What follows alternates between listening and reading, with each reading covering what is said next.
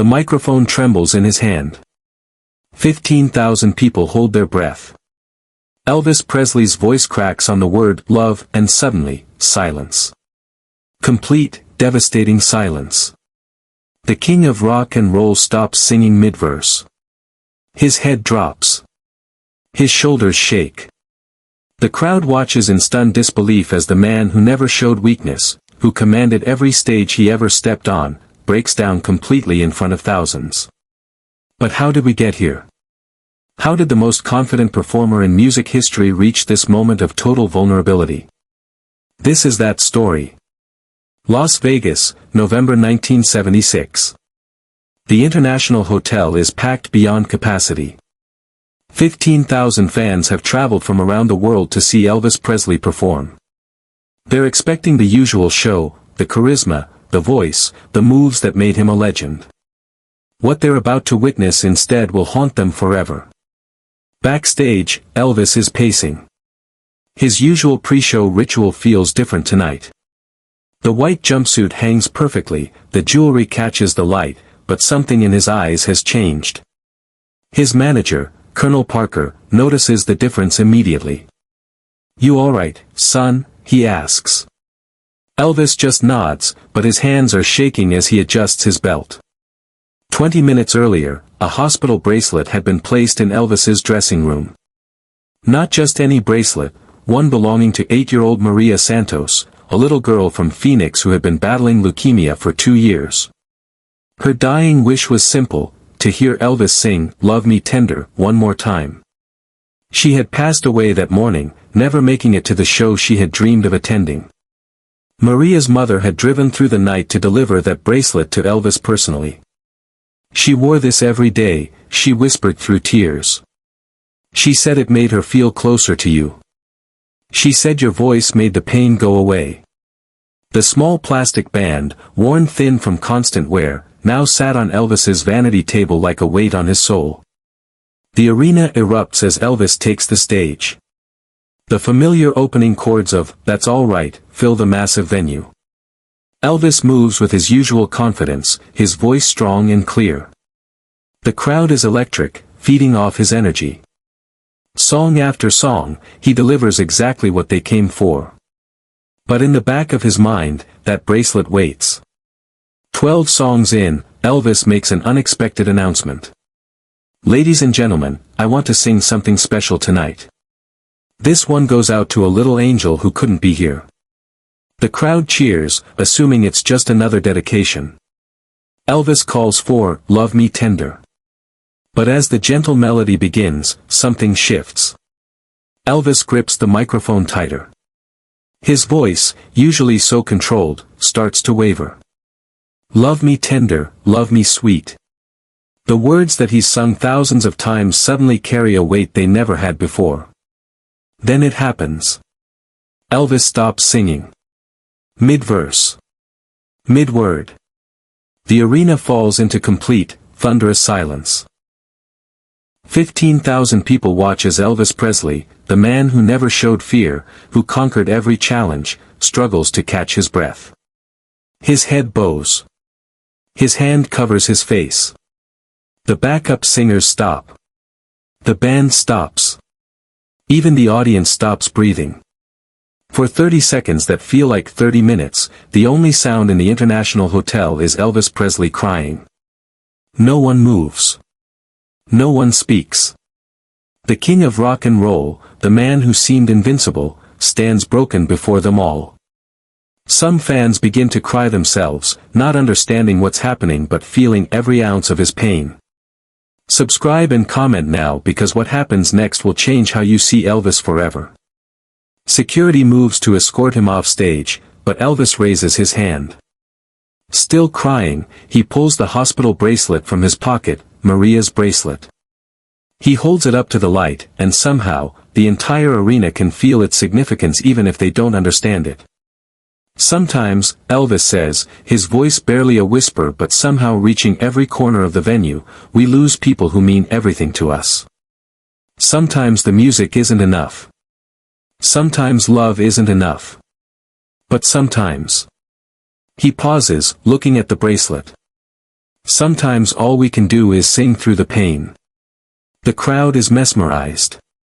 They've never seen Elvis like this, raw, human, vulnerable. This isn't a performance anymore. This is real life, real grief, real love being shared with 15,000 strangers. Elvis takes a shaky breath and starts, "Love Me Tender," again. But this time, his voice is different. It's broken, but somehow more beautiful for being broken. Every word carries the weight of loss, of love, of promises we can't keep and dreams that don't come true. As he sings, something magical begins to happen. One by one, voices from the audience join in. First a few, then dozens, then hundreds, until all 15,000 people are singing with Elvis Presley. Not for him, but with him. In his moment of greatest vulnerability, he's never been more connected to his audience. But the most incredible part of this story is still coming. The part that no one expected. When the song ends, Elvis doesn't speak. He walks to the edge of the stage and kneels down. A little girl in the front row, maybe 6 years old, reaches up her hand. Elvis takes it, and then does something that breaks every rule of concert security. He lifts her onto the stage. The little girl, wide-eyed and scared, looks up at Elvis. He kneels down to her level and hands her Maria's bracelet. "Can you wear this for me?" he asks gently. "For someone who couldn't be here tonight." The child nods solemnly and slips the bracelet onto her tiny wrist. Elvis kisses her forehead and carries her back to her parents. The entire arena is in tears, not just the women, but grown men weeping openly at what they've just witnessed. Elvis returns to the microphone one final time that night. "Thank you," he says simply. "Thank you for letting me be human." The impact of that night rippled through Elvis's life and career in ways no one could have predicted. The footage was never officially released, but bootleg recordings circulated for decades. Fans who were there that night said it changed them forever. They had seen Elvis the performer countless times, but that night they met Elvis the man. But here's what the audience didn't know, and what makes this story even more incredible. Earlier that day, Elvis had received another piece of devastating news. His own daughter Lisa Marie had been rushed to the hospital with a high fever. The doctors assured him she would be fine, but the fear of losing a child, any child, had shaken him to his core. When Maria's mother handed him that worn hospital bracelet, it wasn't just about one little girl anymore. It was about every parent's worst nightmare, every child's fight for life, every moment of helplessness we all face. Backstage after the show, something remarkable happened. Word had spread about Elvis's breakdown, and instead of leaving, hundreds of fans gathered outside the venue. They weren't asking for autographs or photos. They were sharing their own stories of loss, of children they'd loved and lost, of moments when music had helped them survive their darkest hours. Elvis spent 3 hours that night, still in his sweat-soaked jumpsuit, listening to every single story. A Vietnam veteran told him how "Can't Help Falling in Love" played in his head during the worst battles, keeping him sane. A widow shared how she danced to "Love Me Tender" at her wedding and played it at her husband's funeral 30 years later. A teenager revealed that Elvis's music had talked her out of ending her own life when the bullying became too much to bear. But the most incredible encounter happened just before Elvis finally headed back to his hotel. A middle-aged woman approached him with a photograph. In it, a young boy with bright eyes and a missing front tooth grinned at the camera while wearing an Elvis t-shirt. "This is my son Tommy," she said quietly. "He passed away from cancer 6 months ago. He was only 9. Elvis took the photo with trembling hands. "Before he died, he made me promise something. He made me promise that if I ever met you, I would tell you that your music made his last days happy. He said when you sang, the pain went away." Elvis couldn't speak. He just held that photograph and cried again, but this time, they weren't tears of despair. They were tears of understanding. He finally grasped the true weight of his gift, the responsibility that came with having a voice that could heal hearts and ease suffering. From that night forward, Elvis began incorporating hospital visits into his tour schedule. Not publicity stunts, but private visits where he would sit beside children's beds and sing softly, sometimes for hours. He started a foundation that provided music therapy to pediatric cancer wards. He commissioned special recordings of lullabies that were distributed to children's hospitals across the country. The change in his performances was immediate and profound. Fans noticed that Elvis sang differently after that night, with more depth, more emotion, more connection to the pain and joy of human experience. He started telling stories between songs, sharing moments from his life that revealed his own struggles and vulnerabilities. Maria's bracelet became one of Elvis's most treasured possessions. He wore it to every performance for the rest of his career, hidden under his costumes. After his death, it was found in his bedroom at Graceland, placed carefully on his nightstand next to a photo of him with that little girl from the audience. But there's another secret about that bracelet that only came to light decades later. In 2019, when Graceland was being renovated, workers discovered a hidden compartment in Elvis's bedroom wall. Inside were dozens of letters from families whose children had been touched by Elvis's music during their final days. Each letter was carefully preserved, and many mentioned Maria Santos by name. One letter, dated just weeks after that November concert, revealed something extraordinary.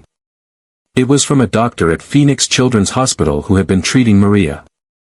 He wrote, "Mr. Presley, you should know that Maria's final words were about you. She said she wasn't scared anymore because she knew you would sing her favorite song for other children who needed hope. She made us promise to tell you that her bracelet was meant to give you strength, not sadness."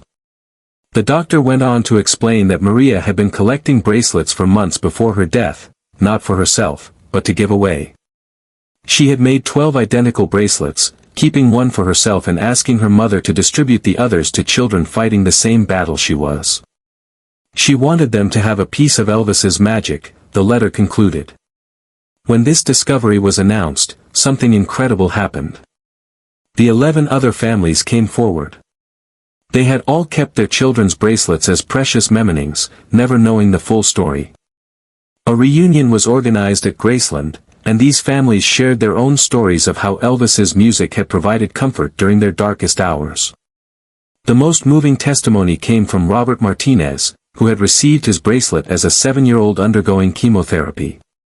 Now a successful pediatric oncologist himself, Robert had spent his career using music therapy with his young patients. "Maria's bracelet saved my life twice," he explained. "Once when I was sick and Elvis's music gave me hope, and again when I became a doctor and realized I could pass that hope to other children. The little girl, now grown, still has that bracelet." She's spoken publicly about that night, about how Elvis taught her that it's okay to cry, that strength isn't about never falling down, it's about getting back up and singing through the pain. That performance in November 1976 marked a turning point in Elvis's career. He began incorporating more emotional vulnerability into his shows. He started talking to his audiences more personally, sharing stories, connecting on a human level. The walls between Elvis Presley the icon and Elvis the man began to come down. Music historians now recognize that night as one of the most important performances of Elvis's career, not for its technical excellence, but for its emotional honesty. It proved that true artistry isn't about perfection, it's about truth. And in that moment of complete breakdown, Elvis Presley had never been more truthful. Share this story and subscribe to keep these incredible moments of human connection alive. Because sometimes the most powerful performances happen when the music stops and the heart speaks. The legacy of that night extends far beyond Elvis himself. It changed how performers connected with their audiences. It showed that vulnerability isn't weakness, it's the deepest form of strength. And it proved that sometimes the most beautiful music comes from the most broken hearts. Maria Santos never got to meet Elvis Presley, but through her memory, she brought out the best in him. She reminded him that behind all the fame, all the success, all the adoration, he was still just a man who could feel pain and love and loss just like everyone else. And maybe that's the real magic of Elvis Presley, not that he was superhuman, but that in his greatest moment of human frailty, he showed us all how to love more deeply, feel more honestly, and sing through the pain that life inevitably brings us all. The bracelet, the tears, the little girl on stage, these became symbols of something greater than entertainment. They became symbols of compassion, of connection, of the incredible power that one person can have to touch another's life, even in death. That night in Las Vegas, Elvis Presley didn't just perform a concert. He performed an act of love. And 15,000 people were forever changed because they witnessed the exact moment when the king of rock and roll broke down and became beautifully, powerfully human.